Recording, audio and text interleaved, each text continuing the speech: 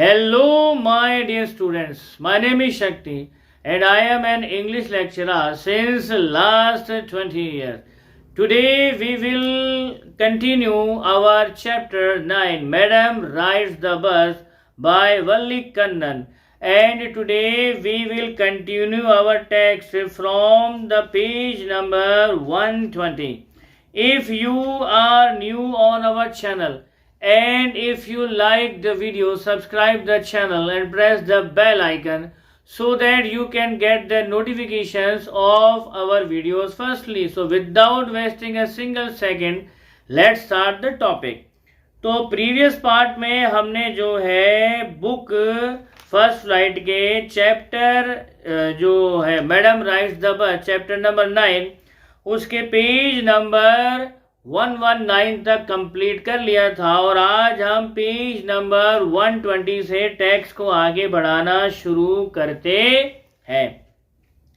तो कंडक्टर जो बता ही चुके हैं, थोड़ा सा मजाकिया किस्म का आदमी था। वो वल्ली की तरफ देख करके बोलता है, तो अगर आपकी आज्ञा हो मैडम तो हम बस को आगे बढ़ाएं। तो कंडक्टर स्माइल करता हुआ बोलता है। तो उसके बाद उसने अपनी विसिल बजाई 2 बार और बस जो है घरघराते हुए आगे बढ़ चली। तो ये एक नई बस थी और इसके बाहर की साइड चमचमाता पेंट था white with some green stripes along the side, और अंदर की तरफ जो ओवरहेड बार्स थी, अंदर की तरफ जो सर की तरफ जो बार्स लगी हुई होती हैं, वो जो है वो ऐसे चमक रही थी मानो ये कोई सिल्वर की बार्स हो। तो directly in front of Valli about the windshield वहां पर एक सुंदर एक ब्यूटीफुल क्लॉक थी। जो सीट्स थी वो काफी सॉफ्ट और लग्जूरियस थी और वल्ली ये सब चीजों का बड़ी बारीकी से निरीक्षण कर रही थी। लेकिन जब उसने बाहर खिड़की से बाहर देखने की कोशिश करी तो पाया कि जो खिड़की है उसकी ऊपर जो है किसी किस्म की फिल्म चढ़ी हुई है जिसके आर पार दिखाई नहीं देता। तो वल्ली कोशिश करती है चीजों को देखने की, तो वो क्या है वो खड़ी हो जाती है। तो वल्ली जब खड़ी हो गई तो उसने खिड़की से देखा कि बस जो है आगे बढ़ रही थी। तो बस जो है नहर के किनारे से आगे बढ़ रही थी। उस समय वहां पर रोड थोड़ा सा नैरो था, तंग था, और साइड में वहां पर जो है कैनल के उसने देखे पाम के ट्रीज, ग्रासलैंड और दूर पहाड़। तो नीला नीला आकाश देखा और वही साइड में उसको गहरी नालियां भी दिखाई दी। एकड़ के एकड़ में फैले हुए हरे हरे जो है खेत दिखाई दिए। जहां तक नजर जा सकती थी केवल हरियाली और हरियाली और हरे भरे खेत उसको दिखाई दिए। तो ये सब देख करके वल्ली काफी ज्यादा फैसिनेट हो गई और अपने आप से ही बोलती है, वाह यार ये सब कितना शानदार है, कितना अद्भुत है। तो अचानक से ही वो एक आवाज से चौंक गई और ये आवाज थी बस में ही बैठे एक बुजुर्ग की। तो बस में एक बुजुर्ग जो बैठा हुआ था, तो आवाज कुछ इस तरह से थी कि बेटा आप बैठ जाइए वरना आपको चोट लग जाएगी। आप खड़े क्यों हैं सीट पर, आप बैठ जाइए, आपको चोट लग जाएगी। तो जो भी बुजुर्ग व्यक्ति ये बोल रहा था उसका सीधा सीधा मकसद था एक कंसर्न शो करना। बच्ची है और उसे किसी किस्म की चोट ना लग जाए। लेकिन वल्ली ने इसका नेगेटिव ही मीन निकाला। तो बैठते हुए वल्ली ने जो है पीछे नजर घुमा करके देखा कि असल में बोला तो बोला किसने है। तो ये बोला था एक बुजुर्ग आदमी ने। जैसा मैंने पहले ही बताया कि जो बुजुर्ग आदमी था वो तो केवल अपना कंसर्न शो कर रहा था कि उसे कहीं चोट वोट ना लग जाए। लेकिन उसके कंसर्न से वल्ली को जो है थोड़ा सा परेशानी हुई, उसको थोड़ा सा जो है बहुत ज्यादा बुरा लगा कि इसको क्या मतलब है यार, मैं खड़े होकर ट्रेवल करूं, बैठ के ट्रेवल करूं, who the hell is he. तो वो सीधा बोलती है, देखिए मैं कोई बच्ची नहीं हूं। और ये बात उसने बहुत ही प्राउडली कही। मैंने मेरा 30 पैसे का किराया दे दिया है जैसे सबने दिया है और आपने भी दिया है। तो मुझे बताने की जरूरत नहीं है कि मैं बैठ के ट्रेवल करूं, खड़े रह के ट्रेवल करूं या हवा में लटक करके ट्रेवल करूं। This is none of your business. अपने काम से काम रखिए। तो वल्ली ने बड़े ही रूड वे में बेचारे उस बुजुर्ग को एड्रेस किया। तो इसी गर्मा गर्मी में जो है कंडक्टर बीच में कूद पड़ा और कंडक्टर बोलता है, ओ सर आप क्या बोल रहे हैं, ये कोई बच्ची थोड़ी ही है। अरे भाई ये तो बहुत बड़ी मैडम है, क्या एक छोटी बच्ची अकेली अपना किराया दे करके शहर का ट्रेवल कर सकती है अकेली? बताइए आप, मैं गलत कह रहा हूं तो जब कंडक्टर ने ये कमेंट ऐड किया तो वल्ली ने जो है गुस्से से भर करके उस कंडक्टर को देखा और वो सीधा बोलती है, तू अपने काम से काम क्यों नहीं रखता भाई? मैंने तेरे को कुछ बोला क्या? तू अपने काम से काम रख, ये और मेरे को बार बार मैडम मैडम बोलना छोड़ दे। भाई मेरे को मैडम मैडम नहीं हूं, ठीक है?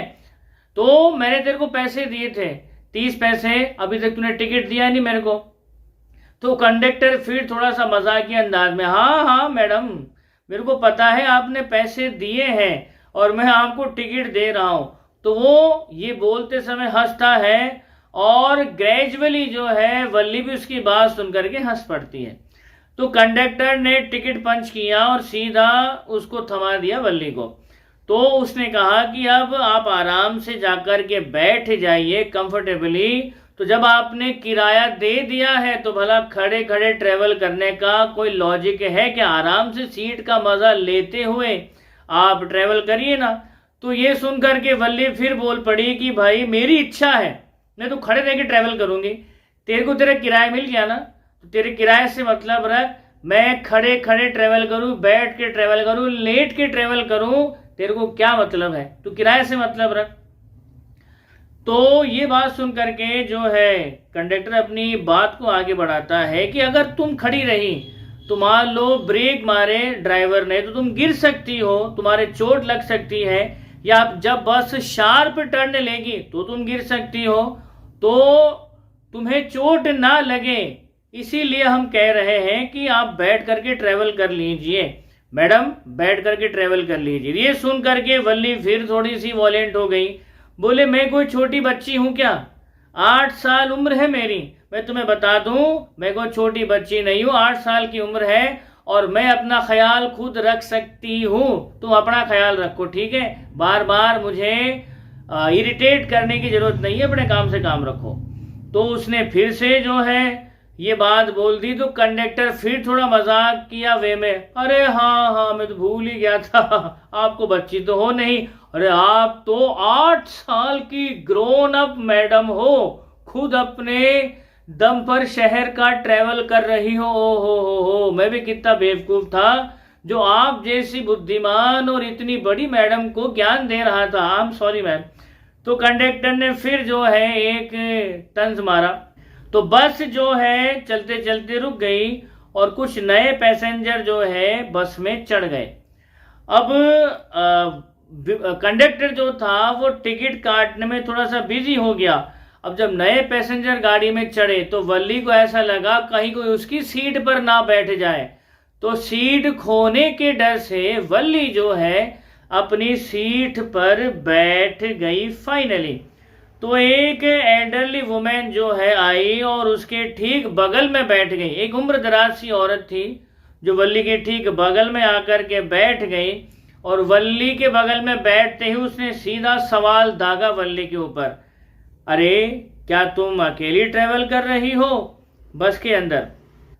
तो वल्ली ने जब उसकी तरफ देखा तो पाया कि ये औरत जो है एब्सोल्युटली रिपल्सिव थी, बहुत ही डिस्गस्टिंग टाइप की थी। और क्यों थी? क्योंकि जो उसके कान थे तो उसने बड़े भारी से झुमके पहन रखे थे और उन भारी इयरिंग्स की वजह से उसके जो कानों के होल से काफी बड़े दिखाई दे रहे थे।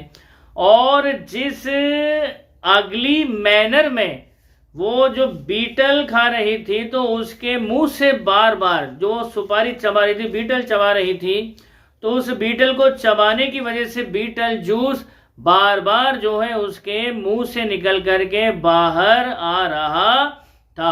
तो जब वो बाहर आ रहा था बार बार तो ऐसा लग रहा था कि किसी भी पल ये जो है गिर जाएगा, या तो उसके ऊपर या किसी और के ऊपर। तो बार बार बीटल जूस जो है उस औरत के लिप्स से बाहर आ रहा था और ये देख के ही वल्ली को बहुत ही भयंकर डिस्गस्ट फील हुआ। बोले छी, और वो कहती है who could be sociable with such a person, ऐसे इंसान के साथ में भला कौन जो है मेलजोल बढ़ाना चाहेगा, बातचीत करना चाहेगा, किसी तरह का कंफर्ट जोन महसूस करेगा। तो वल्ली उस औरत की बात सुनकर के बोलती है हाँ, अकेली ट्रेवल कर रही हूं शहर को। और ये बात उसने कही बहुत ही डिसप्लेजर के साथ में, और बोली वो सीधा सीधा कि जैसे तूने टिकट दिया है ना वैसे मैंने भी टिकट दिया है, तो मेरे को ज्ञान देने की जरूरत नहीं है। तो इतना सुनते ही कंडक्टर फिर उस बात के बीच में कूद पड़ा। बोले हाँ आंटी जी, ये कोई छोटी बच्ची थोड़ी ही है, ये तो है ग्रोन अप मैडम है, लेडी है, अकेली ट्रेवल कर रही है भैया, 30 पैसे इसने खुद से किराया भी दिया है, तो ये कोई छोटी बच्ची है क्या? भला छोटी बच्ची भी ट्रेवल कर सकती है?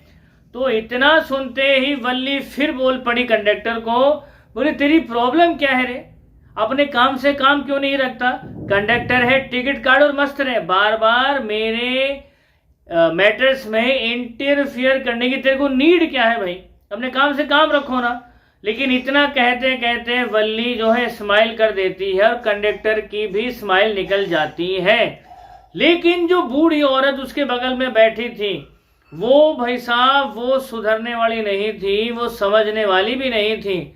अब वो तो अपना ज्ञान देना चालू रखती है वल्ली को, और वो चालू रहती है कि देखो भाई क्या जमाना आ गया है, माँ बाप अपने बच्चों का ध्यान नहीं रखते, इतनी छोटी बच्ची को भी भला कोई अकेले ट्रेवल करने भेजता है? आज कितना जमाना खराब है भैया, कल को कुछ हो गया तो कौन जिम्मेदार है? अब वल्ली इरिटेट हो रही है, लेकिन उस बूढ़ी औरत का जबड़ा जो है बंद ही नहीं हो रहा। वो लगातार ऐसी बातें बोल रही जो वल्ली को इरिटेट कर रही है, तो वल्ली ने उसको इग्नोर मारना ही ठीक समझा, तो उसने ध्यान नहीं दिया। तो कई सारे सवाल पूछती है, कहाँ जा रही है, शहर में किसके पास जा रही है, किसी को जानती भी है क्या, कौन सा घर है, कौन सी गली है, हाउस नंबर पता है क्या? तो इन सारे सवालों से उसने वल्ली को इरिटेट करके रख दिया।